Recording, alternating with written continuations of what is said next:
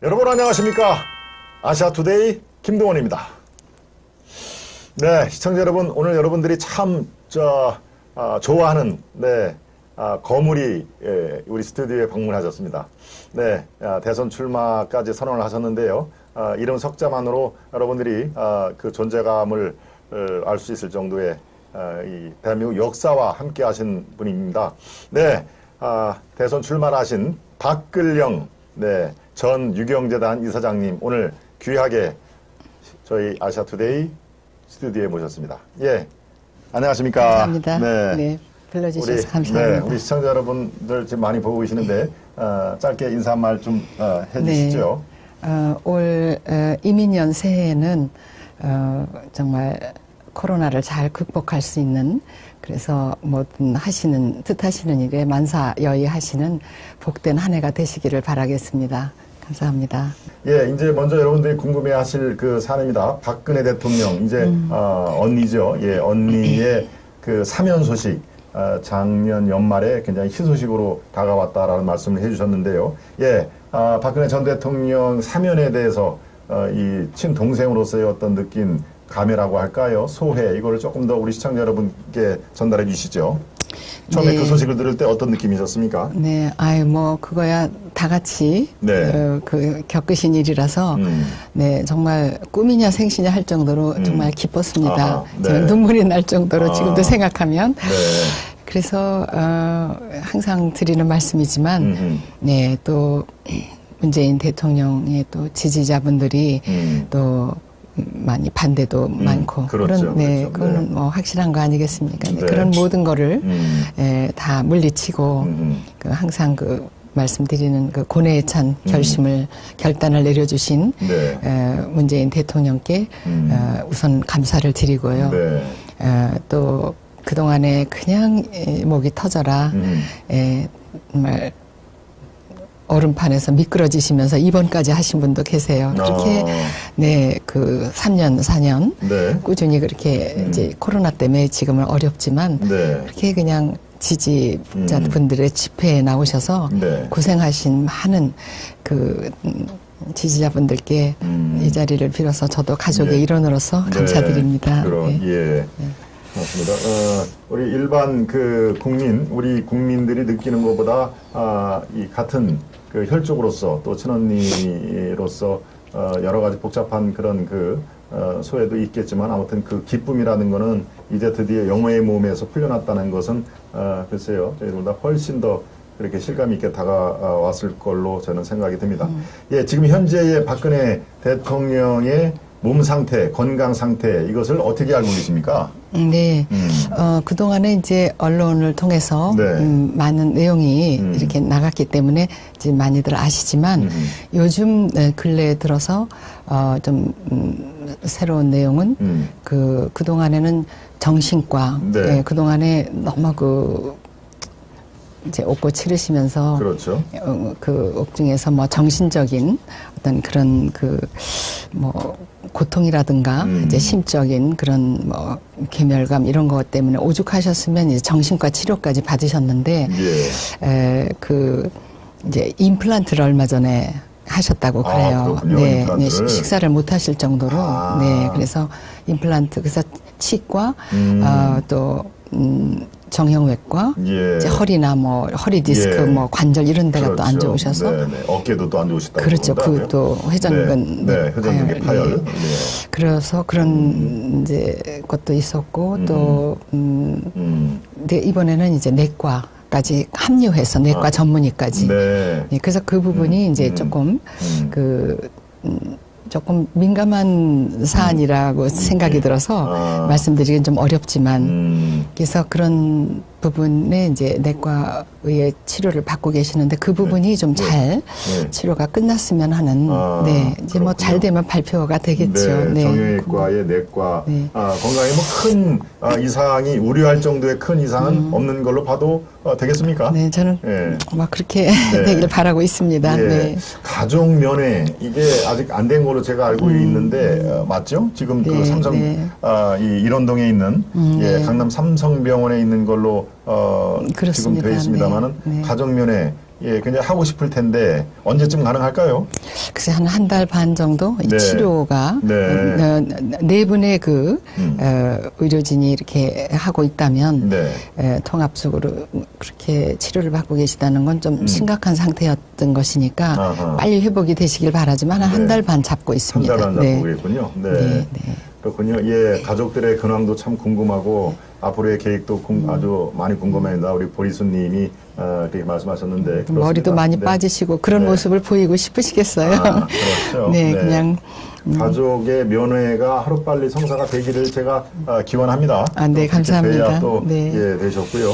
네, 이 거처 문제도 언론이 상당히 궁금해하는 대목인데 일단 삼성동과 내곡동 지금 땅은 뭐 경매라든가 매각으로 지금 돌아가시질 못할 상황이고 지금 돌아갈 곳이 없는 박 대통령이라는 그 내용으로 많은 언론들이 이렇게 궁금증을 자아냈습니다만은 네. 지금 어떻습니까? 이 거처를 동생 아까 말씀드린 이지그룹 박지만 회장이 거처를 그 마련을 할 것이다까지 돼 있었는데 그 뒤에 좀 더 진전된 내용이 좀 있으십니까? 네, 그거야 뭐 당연히 가족으로서 네. 우리 박지만 회장이 항상 나오신다는 얘기도 몇 번 있었고, 그렇죠. 네, 네. 그래서 항상 마음의 준비를 하고 또 다 받은 것도 있고 그렇지만 이제 그 지난번에 그 인터뷰 네. 내용 중에 우리 누님이 좀 저한테 그렇게 다가와 주셨으면 좋겠다. 근데 가족한테까지도 워낙 그냥 그 네. 언론에서 그렇죠. 네. 한마디 하면 또 많이 이렇게 그렇죠. 네. 예, 이렇게 또 침소봉대 되는 경우도 있으니까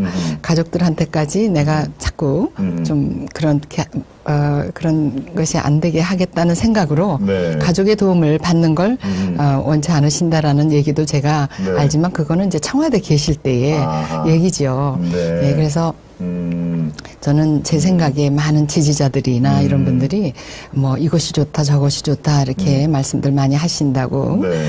해요. 그런데 그래도 편한 거는 가족이 그런 데는 이제 몸이 많이 회복되시면 그렇겠죠. 뭐 한 일주일이고 열흘이고 방문하셔서 좀 지내시다 오시면 좋지만 또 내 맘대로 막 고칠 곳이 있으면 좀 고쳐달라고 그러고 그렇게 마음 편하게 얘기하실 수 있는 건 역시 예. 박지만 회장이 네, 그렇게 해드릴 그렇겠죠. 것이 아닐까. 네. 그리고 예. 또 하나의 좀 특이한 사항은 요즘 베스트셀러라고 그러잖아요. 네네. 근데 그거를 그리움은 아무에게나 생기지 않는다. 네네. 예. 근데 그 밀리언셀러라는 말이 있답니다. 밀리언셀러. 네, 그 네네. 100만 권. 그렇습니다. 그거를 이제 교포들까지 참여하셔서 그거를 많이 좀 판매가 된다면 그렇죠.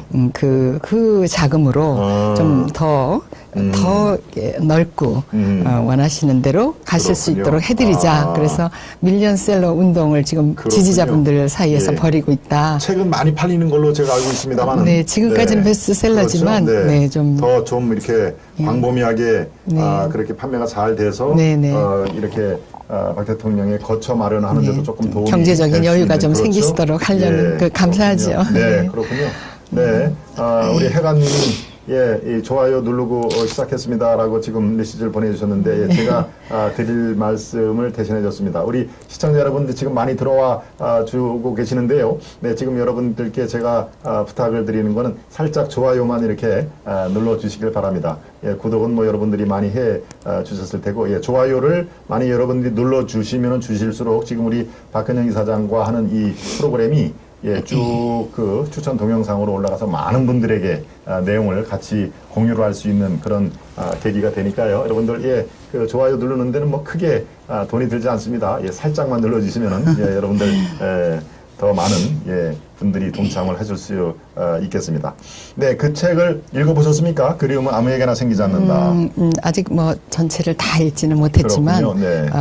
제목 봐가면서 네. 몇 군데를 본 것 중에 가장 인상적이게 네. 제가 페이지를 네. 적어왔는데 네. 그 168 네. 페이지부터 그 171페이지 사이에 네. 그 4,700개의 그 새말뚝 2019년도에 새말뚝. 네, 아하. 그게 우리 아버지 어머니 그 그 현충원 그 묘역에 박혀서 그 묘소에 이걸 다 박아놨다 하는 네. 그걸 이제 어떤 분이 편지를 써서 네. 보내드리니까 예. 많이 충격을 받으신 것 같아요. 새말뚝을 옥중에서. 어떤 이유로 이렇게 한 건가요? 네, 그거는 뭐 여러 가지 이유를 댔지만 그럼 다른 대통령 묘소에도 그게 같이 가야 되는데 뭘 고정시키기 위해서 뭐 잔디가 흘러내 뭐 이런 여러 가지 이유 있지 않습니까? 예. 근데 우리만 그 나무로 해야 되는 거지 쇠에서 그 그렇겠네요. 녹물이 나오잖아요. 네, 그래서 그렇습니다. 네. 그런 부분이 옛날에 뭐 작서의 변계라는 이런 우리 조선시대에 네. 얘기도 있듯이 그런 거를 연상케 하는 사건이 일어났었어요. 그러니까 네. 그 누가 또 편지로 그걸 보내드렸어요.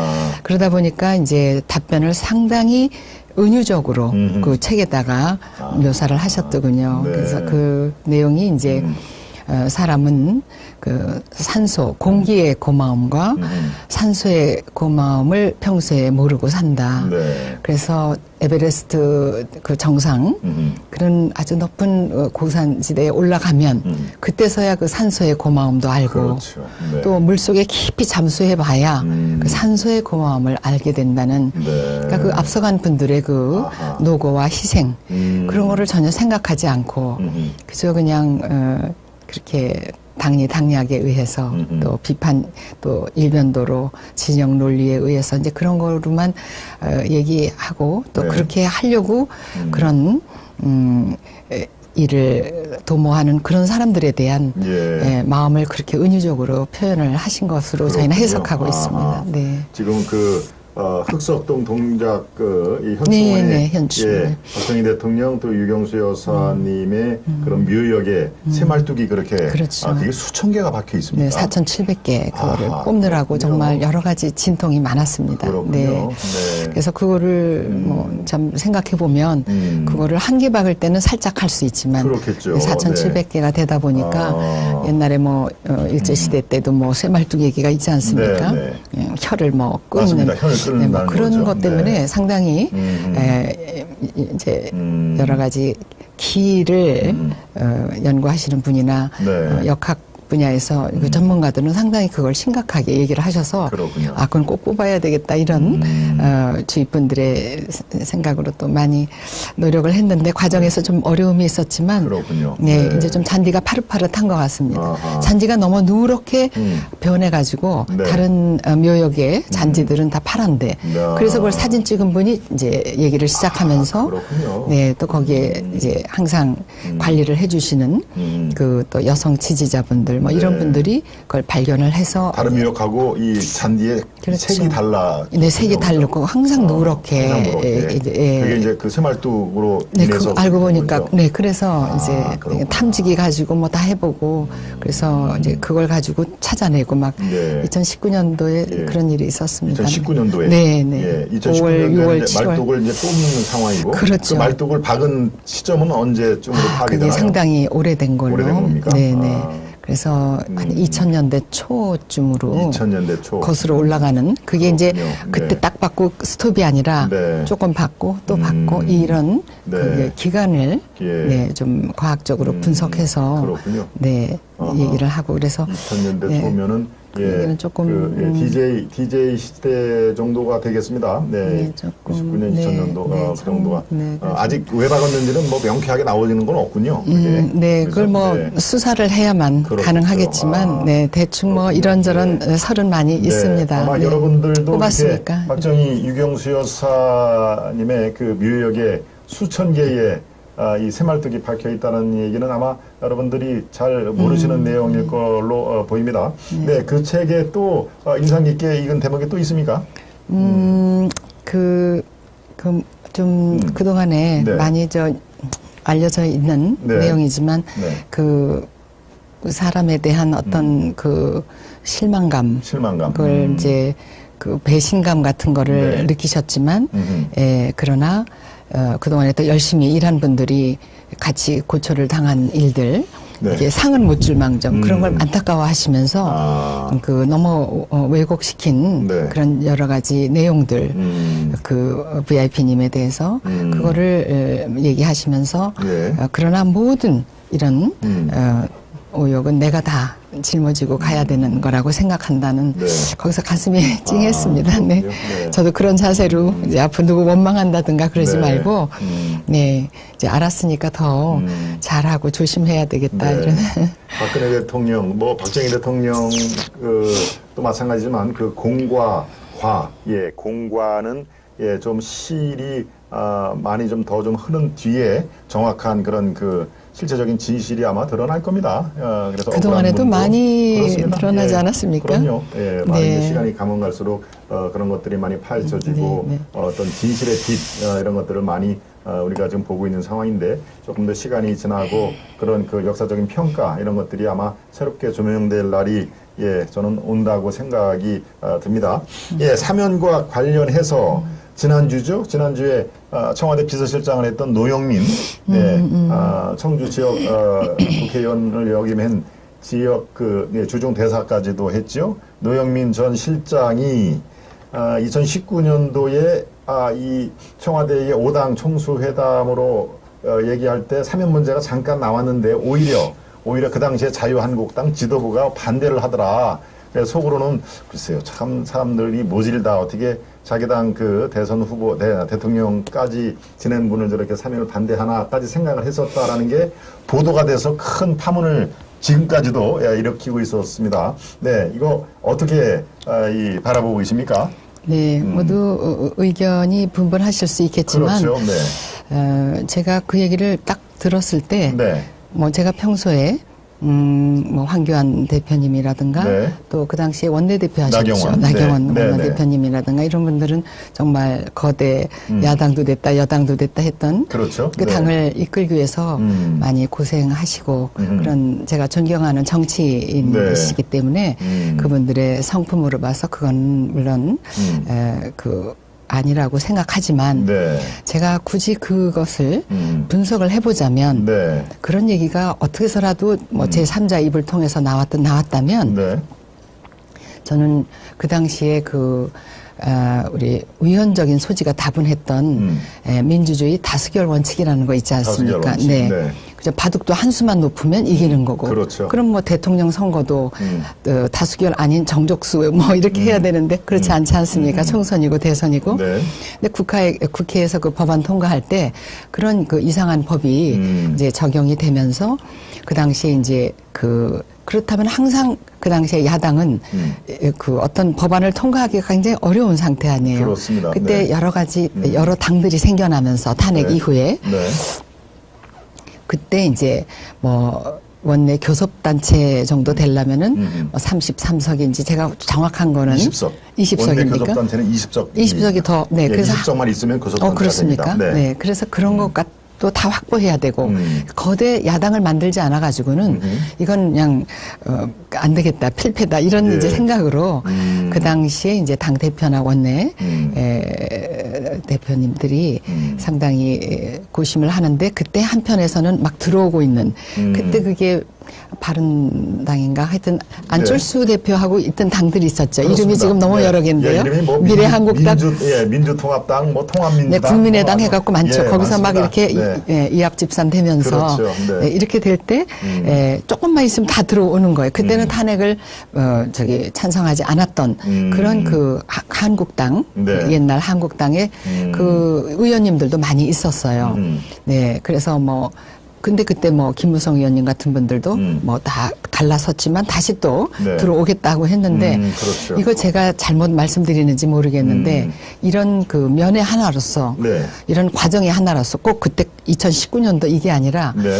그 한성교 의원이신가요? 예. 네, 그분이 네. 대표하실 땐가 예. 그때 그 비례대표 정당의 대표를 했죠. 네, 그랬을 때 예. 그냥 제 욕심으로는 그냥 가만히 계셔 주시면 좋은데 일단 다 들어온 다음에 설득을 하면 되는데 아니 박근혜 대통령 탄핵에 앞장섰던 분들 여길 들어온다는 게 우리는 받아들일 수 없다. 네. 이렇게 좀 심하게 이제 막 공격을 하니까 네. 막 들어오시다가 조금 멈칫해가지고 주춤했다. 숫자가 이제 모자르는 때에서 끝난 걸로 제가 알고 있습니다. 그런 과정에서 제가 만일에 황 대표의 입장이라면 네. 황 대표님이 이런 생각을 하지 않았을까.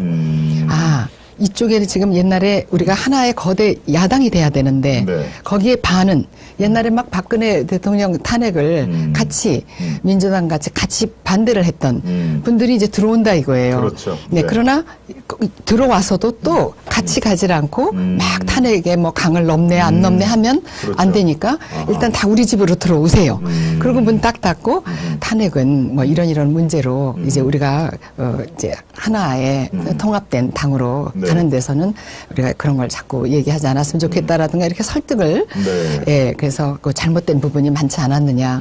예, 그렇죠. 왜냐하면 통수권자에 대해서는 사법심사 대상이 안 되는데 이제 네. 그게 좀 84조가 아닌 예, 그런 이제 일들이 막 일어나다 보니까 원칙이 어긋난 일이 많았어요. 아하. 그러다 보니까 그런 걸 설득하는 과정 네. 이런 것이 필요해서 그때 이제 나오시면 그게 다 안정된 생태계가 됐을 때 나오시면 좋잖아요. 아하. 근데 야당이죠. 야당이. 거대 야당을 간신히 만들어 놓고 있는 중에 또 이게 이제 잘못되면 또 거기서 왈가왈부하면은 우리가 모실 수 있는 그 뭐 어떤 뭐 개인적으로 모시던 어떤 그때는 뭐 몸이 많이 안 좋으신 VIP님이 그러니까 뭐 정치를 생각하시는 때는 아니죠. 네. 치료가 급하신 분인데요. 네. 네, 지병도 있으셨잖아요. 그래서 그러나 어떤 지병이 있으셨습니까?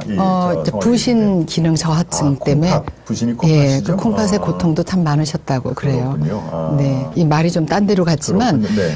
저희가 안심하는 건 그래도 옥중에 계실 때는 막 통증이 시작되면 갑자기 병원으로 못 가시는 상태잖아요. 그렇습니다. 예. 그러면 이제 내일 예약을 해서 또 가고 빨라도 내일이 되죠. 아침이 돼야 되고. 그렇죠.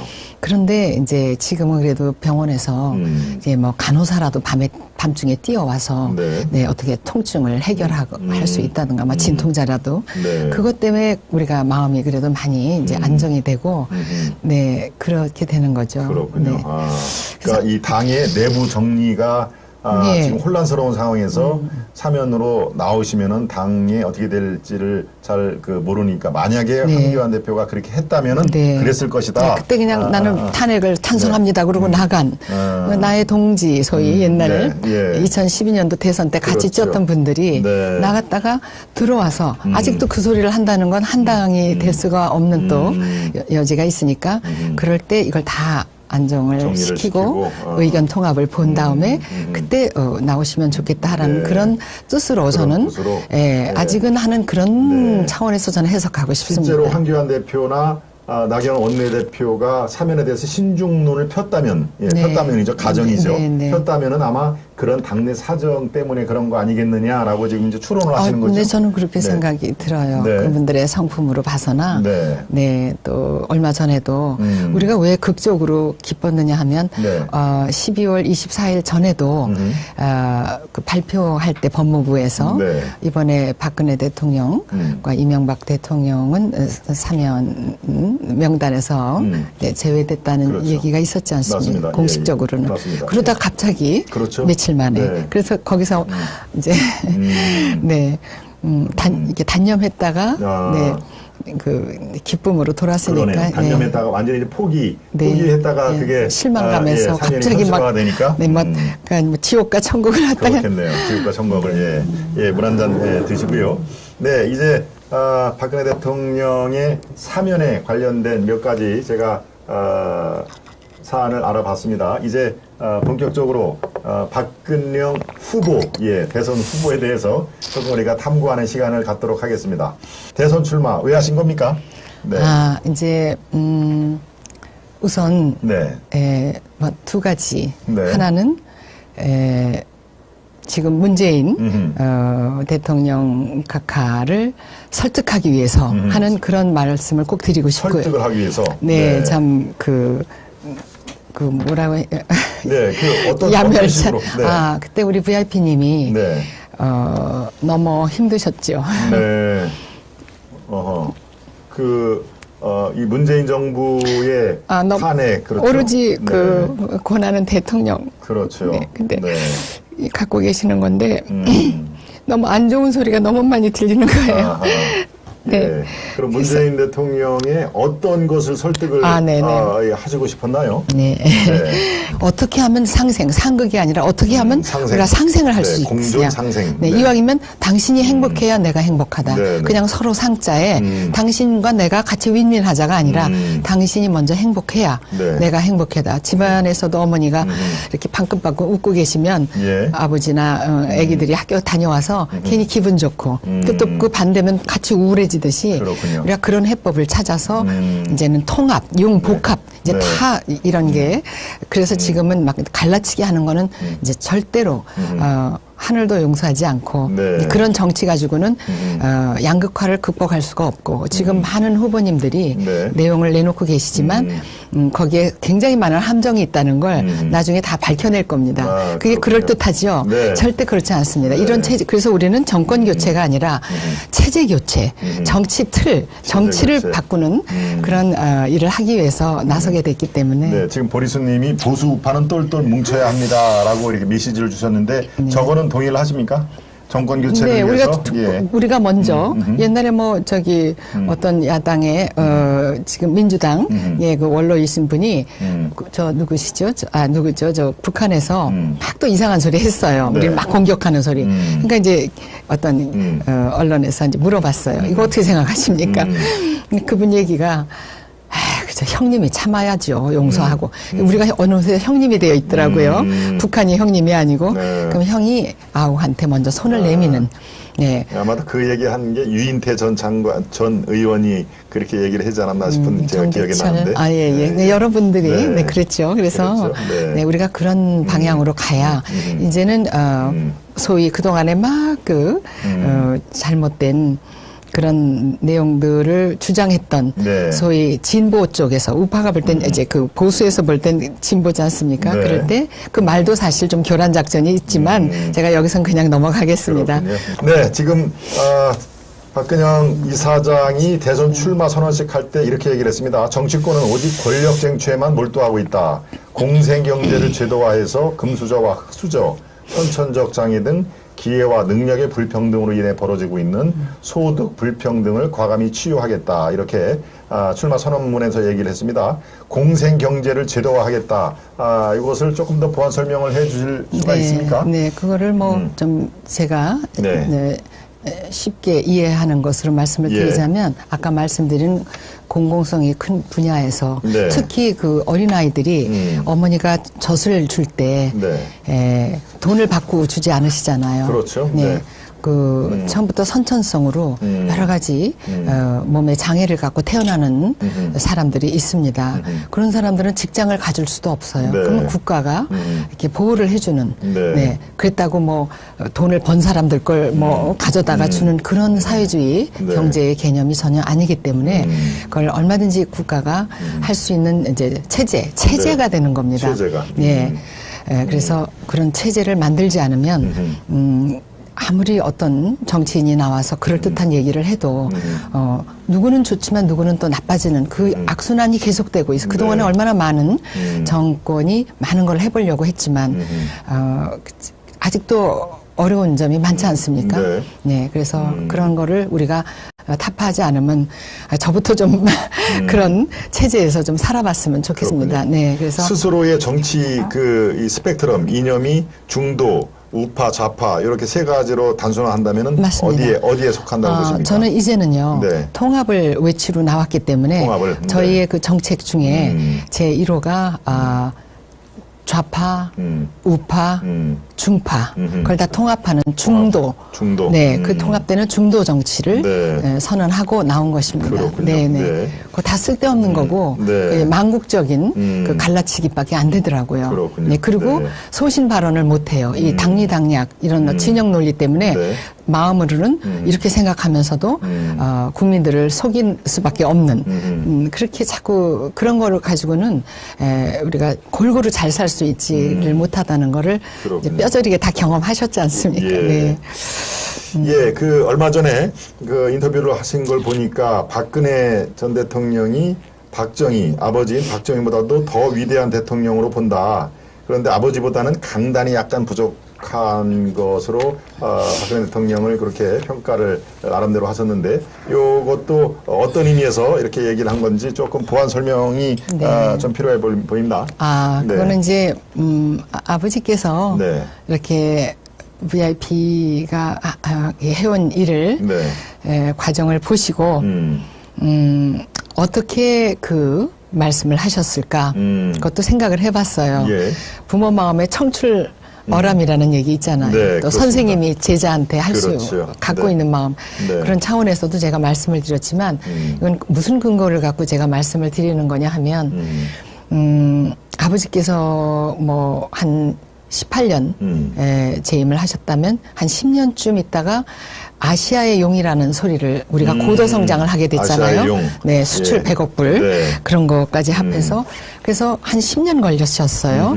아시아의 용이다 막 네. 예. 네. 그래서 그런 얘기를 들으셨는데 우리 VIP님은 그리고 또 아버지가 일을 하실 때는 그때는 상당히 그 북한의 도발이 심했고 또 어머니도 또 돌아가셨고 네. 이런 여러 가지 이제 그런 도전이 많았지만 그래서 그런 거를 다 뒷받침해 주시기 위해서 유신정우회라고 하는 그런 또 유정회. 네, 유정회가 네.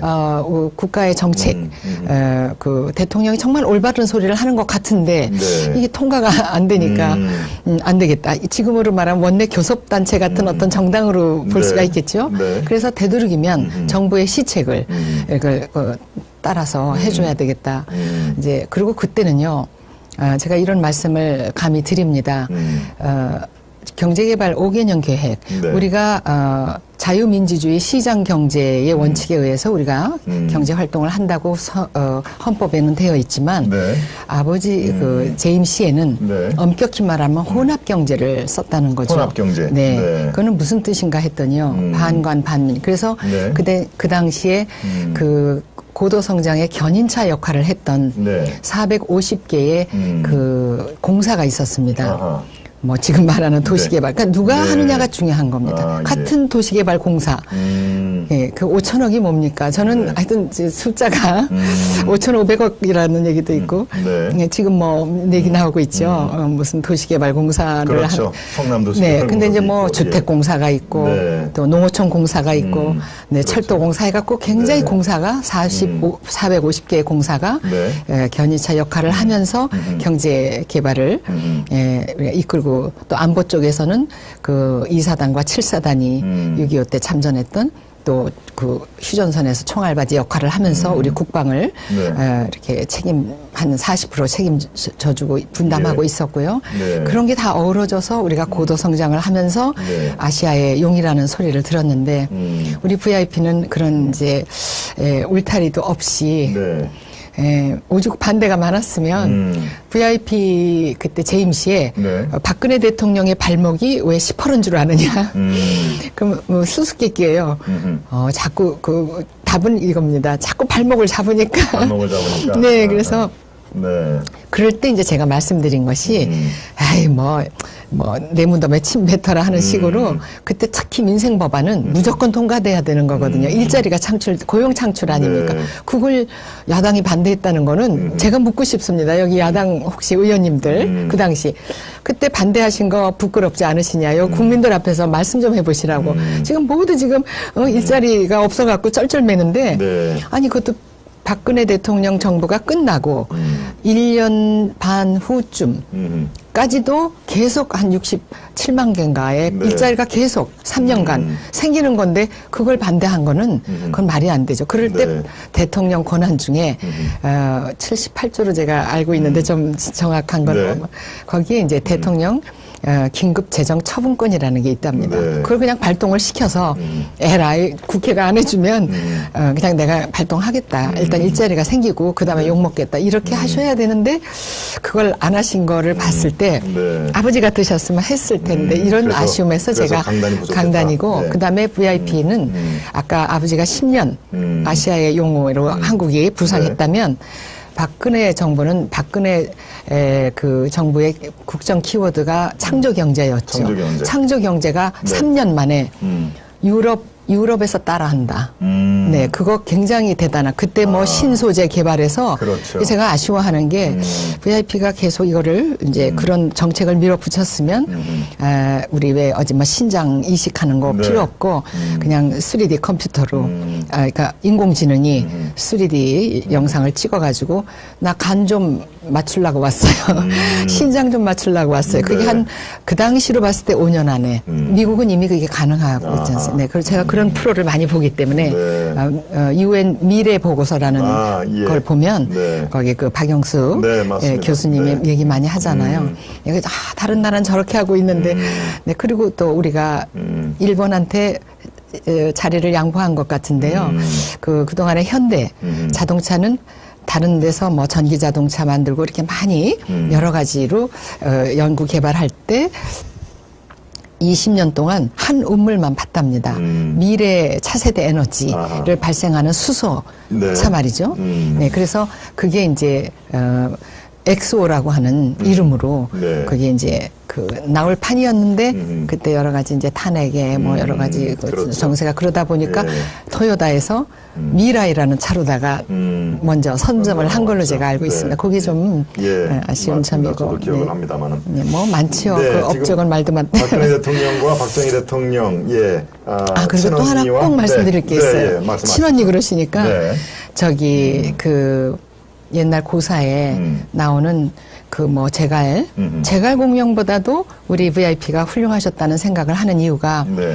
그 저기 위천하자 불고가사라는 아시는 분들 위천하자. 네, 위천하자 네. 불고가사 그러니까 천하사를 하는 사람은 그런 지도자는 집안을 돌보지 않는다. 네, 그래서 제갈 공명이 이길 수 있었는데 신명들이 도와주지 않아서 네. 예, 그건 뭐냐 하면 뭐 유상 800주 뭐 이런 얘기 나오잖아요. 뭐 박경 그 무슨 15경? 그러니까 굉장히 뽕나무밭. 네, 제가 긴장을 해가지고. 괜찮습니다. 네네. 천천히 그래서 말씀하시면 됩니다. 그런 이제 고사에 보면, 네. 그거를 너무 챙기다가, 그 임금님한테, 그때는 뭐 유비 대제였죠. 그분한테 오히려 심려 끼치지 않게 제가 우리 집 다 잘 먹고 잘 살게 해놓고 왔습니다 한 것이 오히려 신도에서 봤을 땐, 당신이 가족을 먼저 챙겼다 이거지. 그래서, 그 불고가사라는 건 가족을 무조건 내치라는 게 아니라, 이 대가족을 그렇죠. 이 국민을 가족으로 생각하라는 그렇죠. 예, 교훈적. 근데 우리 우선순위가 네. 국가와 민족을 위해서 먼저 얘기를 하는 게 순서다 이런 말씀이시죠. 그럼 VIP도 참 조카들도 있는데 얼마나 청와대 구경도 옛날에 그래도 네. 뭐 건물이 바뀌었다 해도 추억이 있는 곳이고 한 번은 구경도 시켜주고 싶으셨겠죠. 네. 그러나 한 번도 우린 들어가 본 적이 없어서 네. 처음엔 좀 원망스럽기도 했어요. 아유 뭐 이렇게까지 해야 되나 했는데 알고 보니까 정말 지나면서 정말 훌륭하셨다. 네, 그런 생각을 그렇군요. 하게 됐고. 네, 말씀 중에 슈퍼챗이라는 거 혹시 아신가요? 네, 슈퍼챗. 슈퍼챗을 우리 안젤라 건님 같은데 저 지금 올라가서 맞죠? 안젤라 건님이 예, 우리 박 이사장님의 건강을 생각해서 아마 슈퍼챗을 예, 쏴주신 모양입니다. 예, 대단히 감사합니다, 안젤라 건님. 네. 제가 조리 있게 말씀을 못 드려서 예, 죄송합니다. 그래도 다 두 번째 하면 잘할 것 예, 같은데. 이렇게 얘기를 해도 우리 시청자 여러분 수준이 워낙 높으셔가지고 감사합니다. 다 알고 계십니다. 이해력이. 네, 지금 최근에 정치권에서 박정희 대통령을 여야 공이 지금 그 향수를 못 잊어서 얘기를 많이 하고 특히 TK 대구 경북 지방을 찾아서 하다못해 민주당의 이재명 후보도 그렇게 배관시를 했던 그쪽 진영도 박정희 대통령의 재평가 박정희 대통령이 그래도 아주 좋은 대통령이었다 이런 그 붐이 일고 있습니다. 박정희 대통령의 산업화 성과를 인정해야 된다는 말까지 했는데요. 네. 이른바 이재명 후보의 박정희 대통령 재평가 이런 것에 대해서 어떤 감회가 새롭겠는데 어떻게 판단을 하십니까? 그런 역대 지도자에 대한 그런 업적 평가를 함에 있어서 네.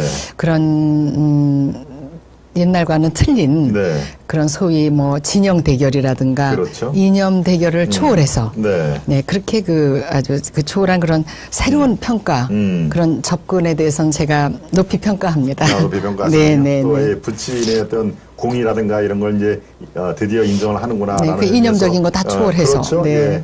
맞습니다.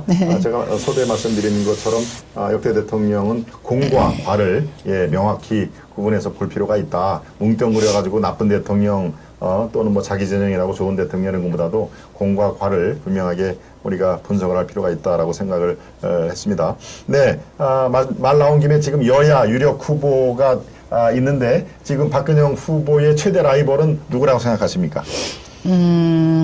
네. 다 라이벌이겠죠. 네. 네. 네.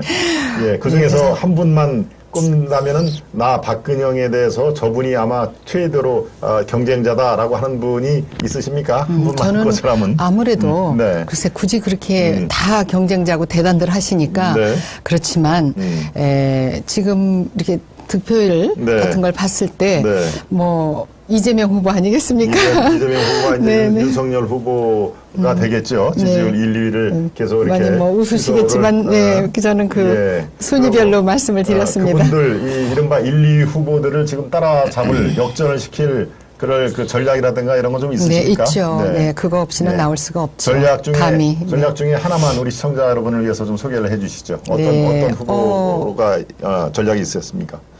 네. 그러고 보니까, 네. 전략이요? 네. 그러니까 제가. 그 후보를, 윤석열, 이재명, 이른바 이제 1, 2위 양강 후보를 네네, 지금 추월을 해서, 이 역전을 시켜야 대통령이 되실 거 아닙니까? 네네. 네? 그 두, 지지율 1, 2위를 달아주는 후보들을 추월할 그 전략이 있으신가 묻습니다. 뭐 그런 부동산 정책 같은 것도요. 네. 그게 굉장히 알고 보니까 뭐 30조 몇 조 이렇게 말씀을 하시는 걸 제가 들었습니다. 그러지 않아도. 네. 그래서 또 전문가한테 물어보지 않았겠습니까? 근데 그분이 그거는 한 번에 딱 찔러서 얘기할 수 있는 내용이 아니라 조건이 많다. 네. 이런 부분, 뭐 10년 살다가 뭐 보유는 한 6년 했고, 네. 아니 뭐 한 12년 보유했다가 살기는 4년 살았고, 네. 이게 다 그 기준이 다 틀린데, 네. 그걸 한마디로 딱 얘기하는 거가 그게 다 함정이다는 거죠. 그래서 박근영 씨는 앞으로 그 얘기를 하려면 굳이 시간을 준다면 네. 그런 걸 하나하나 분석해서 얘기할 거는 하고, 또 이제 대충 또 네. 그냥 아웃라인만 얘기해야 될 건 하는 것이. 네. 그래서 저는 그럴듯한 그런 그 정책에 어떤 그 유권자분들께서 너무 혹하지 않으셨으면 좋겠습니다. 네, 그런 부분은 다음에 또 그렇게까지 깊이 물어보신다면 제가 그런 숫자적인 것도 아주 저희 주변에는 그 전문가들 꽤 많습니다.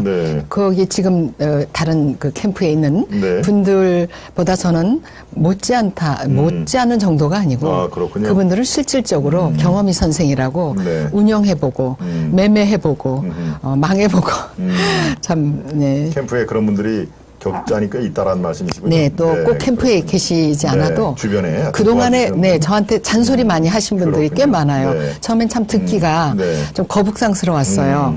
뭐야 이렇게 나한테 야단 치듯이 말을 했는데 그게 지금 들어보니까 정말 저한테 공부가 많이 됐습니다. 그렇군요. 네네. 글쎄요, 제가 조금 불편하실 수도 있는 질문입니다. 박근혜 대통령과의 그 관계, 가족과의 관계가 그렇게 썩 자연스럽지는 못하고 좀 불편한 관계인 것 같다라고 하는 그런 시각들이 있습니다. 이게 왜 어디서부터 비롯된 그 얘기인가요? 저는 그거는 부부는 부부만이 안다듯이 가족은 가족만이 알잖아요. 네, 그래서 또 VIP님께서 청와대에 계실 때는 특히 우리 남동생 그 박지만 회장도 이제 성인이 돼서 주변에도 좋은 인맥도 많고 그렇지만 내가 너무 가까이 한다고 하면 혹시 또 어떤 부작용이 이럴 수도 있기 때문에 그래서 마음은 가까워도 이렇게 또 가깝게 만나지 못하시는 그런 사정도 있는 거 아니겠어요?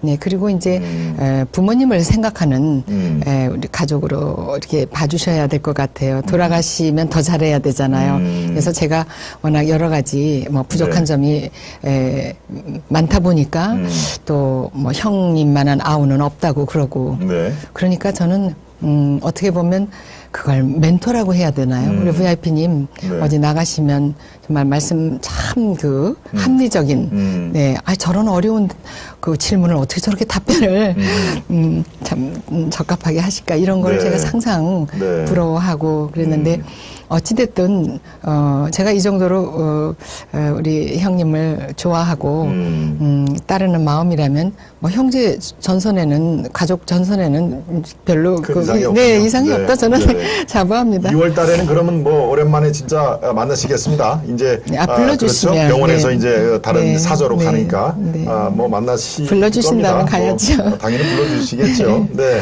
시간이 많이 지났습니다. 시청자 여러분. 마지막으로 제가 궁금한 또 여러분들이 아마 궁금하게 생각할 거를 하나 더 여쭤볼까요? 네, 지금 그 부군이신 남편이신 신동욱 전 공화당 총재 네, 네. 나이 연하이시죠? 그렇죠. 나이 차이가 네. 조금 있는 네. 걸로 제가 네, 알고 14살. 있습니다. 예, 14살. 네, 네. 아이고, 그렇군요. 네. 어떻게 만나셨습니까? 네, 궁금하셨는데. 네, 만나는 계기가. 얘기하자면 조금 예. 길지만 짧게. 예, 짧게, 예. 그때가 2007년도 네. 대선. 아하. 그때는 이제 경선 기간이었죠. 아. 네, 그때 이명박 후보가 예. 이제 경선은 아무래도 이제 그 계보가 있잖아요. 그렇죠. 네, 네. 뭐 민주주의에서 그렇게 하라니까 해야죠. 그래서 그럴 때 우연히 우리 유경재단 문제가 너무 그 억울한, 우리 유경재단 하면은 또 VIP님한테까지 불똥이 튈 수도 있을 것 같아서 네. 그걸 그 당시에 그 여의도 연구소에 디지털 위원장으로 있는 분을 어떤 지인이 소개를 해주셨어요. 네. 예. 그래서 만나서 유경재단 얘기를 하다 보니까 유경재단은 이제 이렇게 해서 해명을 하면 되고, 네, 이렇게 하면서 이제 VIP에 대한 얘기를 네, 선거 전략이죠. 근데 그게 캠프로 전달이 안 됐습니다. 네, 뭐 그 디지털 위원장이 신동욱 총재가요? 네, 그 당시에 박사였죠. 그렇군요. 네, 그래서 그래도 전국위원도 했었습니다. 전국위원? 전국위원이 뭐냐 그러니까 이제 아시는 분은 아시지만 네. 정치 쪽에 별로 관여를 안 하시는 분들은 전국위원은 우리가 무슨 큰 정당에서 뭘 결정해야 될 때 뭐 밤낮 전당대회식으로 체육관 빌리고 막 뭐 인원 동원하다 보면은 네. 경비만 많이 들고 그렇죠. 그 다 네. 그 허례허식이니까 그 대의원 같은 그렇죠. 네. 대의원. 네. 뭐 700명 그렇죠. 올라오시라고 네. 해서 그렇죠. 이제 네, 이제 그렇게 이제 투표로 간접 선거 해가지고 예. 네, 그런 전국위원이었다고 그렇군요. 제가 들어서 그래서 소개를 받았습니다. 유경재단 일로 이제 그 네. 만나. 그래서 그냥 제가 이 얘기를 좀 들으셨으면 좋겠는데 우리 VIP님이 그렇군요. 요거 네. 아주 아이디어가 톡톡. 그 당시에 임태희 네. 실장님 그때도 네. 실장님이셨나 의원님이셨죠. 임태 의원이었고 의원이었고 MB 정부의 또 강용석 초대 그 비서실장이었죠. 그랬죠. 네. 네. 근데 그때 훨씬 전에 그 전이죠. 네. 2007년도에 그랬지만 그 2005년도쯤 해서 정치에 이제 입문을 했을 때 네. 뭐 강용석 네, 강용석 의원 의원. 그때 의원이었을 거예요. 네. 아니면 청년 당원이든 하여튼 의원을 한번 했습니다. 마포에서. 그렇습니다. 네네. 네. 그럴 때 같이 이렇게 어떤 토론회도 나가고 그런 영상을 제가 본 적이 있어서 그렇군요. 네. 열심히 하는 그런 뭐 젊은 당원으로 그렇군요. 제가, 네. 그렇게 만나셨고 누가 먼저 프로포즈를 하셨습니까? 네, 아니 뭐 네. 서로 다 동시에 뭐. 했나요? 네. 네. 그렇군요. 네. 그래서 하여튼 뭐 네. 여기 이 자리를 빌어서 네. 칭찬을 하는 걸 좋아하니까 네. 이게 자랑을 하면 여러분께 말씀드리겠어요. 네, 자랑을 남편이 해보시죠. 네. 아내 자랑하는 것은 팔불출이 아닌데 아하. 그 아내가 남편 네. 또 부모가 자식 자랑을 하는 거는 그 팔불출이라고 그래요. 네. 그러니까 아내 자랑 많이 하십시오. 아하, 아내 자랑을. 네. 네. 가끔 저기 자꾸 TV를 통해서 제 흉을 저게 칭찬인지 비판인지 모를 소리에서 속이 좀 많이 상하지만 네, 그거 설마 저기 담빚지는 않으실 거예요. 그렇군요. 제가 모아놨다가 어느 날 해명할 거고요. 네. 근데 그동안에 공화당 총재하면서 네. 정말 다녀보니까 발품 팔아서 새벽에도 나가서 찍고 뭐 해갖고 굉장히 많은 자료를 아하. 가지고 있는데 네. 그 안에 신이 된 대통령 그 신이 된 대통령이라는 책은요. 네. VIP께서 한 60건 정도를 만나지는 않으셨어도 청와대 들어오라는 소리는 안 하셨어도 그거 사서 다 이렇게 그 청와대 신이 된 대통령 네. 신동욱 네, 근데 그 저서군요. 네, 그 신이 된 대통령을요. 네. 노사모 회원이 박정희 대통령 뭐 역사 탐방기 뭐 이러고 막 고민을 하고 있었더니 네. 같이 만난 분이 그때는 그 종로 파고다공원에서 돈이 없어. 네, 네. 탁골공원에서 막 네. 3,000원짜리 뭐 머리 깎고 뭐 1,500원짜리 국밥 먹을 때인데 그때 이렇게 앉아가지고 얘기를 하는데 그렇게 심각하게 얘기하지 말고 네. 그냥 신이 된 대통령이라고 하라고. 그래갖고 돌아가신 손주황 의원님이 그걸 네. 써주셨어요. 손주황 의원이요? 네, 네, 그리고 네, 압니다. 네. 노사모 회원이 그 얘기를 그 해준 그대로 좋다고 뭐 길게 설명적으로 쓰지 말고 그렇군요. 네. 네, 뭐 박정희의 뭐 역사 답사기 탐방기 뭐 이러다가 신이 된 대통령 좋아요 이렇게 하고 했다는 얘기인데 전국을 누벼보니까 박정희의 박물관 같은 그런 느낌이 들었다. 네, 그게 곳곳에 아버지도 다니시면서 많이 노력하신 네, 흔적이겠죠. 그게. 네. 예, 공화당 이 자리를 빌어서 그렇군요. 그렇게 생각합니다. 아버지의 그 흔적이 고스란히 남아 있는 공화당의 네. 그런 이 역사를 쭉 지금 그렇게 네, 많이 네, 찍고, 저도 이런 게 다 있었나 할 정도로 왜냐하면 우리가 보여주군요. 따라다녀 보지를 못했잖아요. 아버지 테이프 그렇습니다. 커팅 하시고 여러 그렇죠. 가지 네. 가서 시찰 하시고 할 때 그런 걸 전혀 저는 뭐 방학 때나 좀 저도 갈 때 그렇군요. 따라갔는데 네. 그래서 예. 여러분 지금 지루하셨겠습니다. 한 네. 시간 20분이 좀 넘었네요. 벌써 이렇게 얘기를 하다 보니까 훌쩍 지났습니다. 또 이렇게 들어주셔서 감사합니다. 이 박정희 대통령 또 박근혜 대통령 얘기가 나올 때마다 이렇게 눈시울을 몇 번 이렇게 흘리시는데 저도 마음이 짠한 그런 그 상황입니다. 뭐 이제 좋은 일만 많이 네. 있으시기를 제가 바라고요. 네, 우리 시청자 여러분 이 마지막 인사 드리기 전에 여러분들 늦게 들어오신 분들을 위해서 제가 저희들이 지금 아시아투데이 구독 배가 운동, 구독자 배가 운동을 하고 있습니다. 여러분들 구독과 좋아요 버튼을 지금 살짝 눌러와 주시고요. 주위 분들에게도 한 분이 한 사람씩 추천을 좀 해주시길 바랍니다. 그래야 또 우리 방송 지금 좋아요를 많이 눌러 주시면은 오늘 박 이사장님과 하는 이 대담 프로 특별 대담이 널리 이렇게 공유를 될 수가 있기 때문에 좋아요를 살짝 눌러주시고 구독도 빠짐없이 눌러봐 주시길 바랍니다. 네, 오늘 많은 걸 준비를 해오셨는데 네, 그래도 못다한 얘기 네, 나중에 또 한번 불러주시면 네, 좋습니다. 그럼 우리 시청자 여러분께 이 마무리 인사를 조금 해주시고 네, 끝내도록 하겠습니다. 저쪽 네. 카메라를 보시고 네. 시청자 여러분 마무리 인사를 좀 해주십시오. 네. 마침 여기에 써온 것이 보여서 네. 그래도 정책 하나 말씀드리자면 지금 뭐 기본소득 때문에 말도 많고 한데 옛날 아버지께서 정치를 하실 때는 그때는 막 그 뭐 반월 공업단지 네. 또 뭐 가발 만드는 공장 뭐 영등포에도 공업단지가 생기고 뭐 그 피혁 제조하는 그런 데가 있어서 다 서울로 지방에서 올라온 그러니까 대도시화된 네. 시대였지만 이제 지금은 정보통신 시대를 우리가 맞이했기 때문에 네. 이젠 다 서울에서 이제 지방으로 다 내려가서 친환경적인 생활을 또 코로나 때문에 이렇게 많이 운집된 데 못 가잖아요. 그런 다 시대가 그런 변천하는 과정에서 그걸 알려주는 것 같습니다. 그래서 이제는 시골로 모두 내려가시는 그런 분들한테 기본소득을 저희가 제공할 수 있는 또 그런 노하우를 갖고 있으니까요. 정말 좀 믿어주시고 또 조금 더 며칠간 더 지켜봐 주시면 감사하겠습니다. 여러분들 절대로 실망시켜드리지 않을 정책을 내놓고 열심히 뛰겠습니다.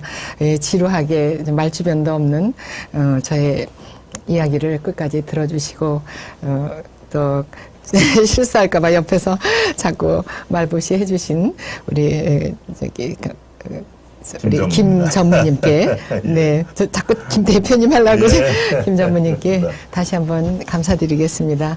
여러분 우리 VIP님 위해서 항상 그 지지해 주시고 또 이번 건강 이렇게 성원해 주시는 여러분께 다시 한번 감사드립니다. 감사합니다. 네.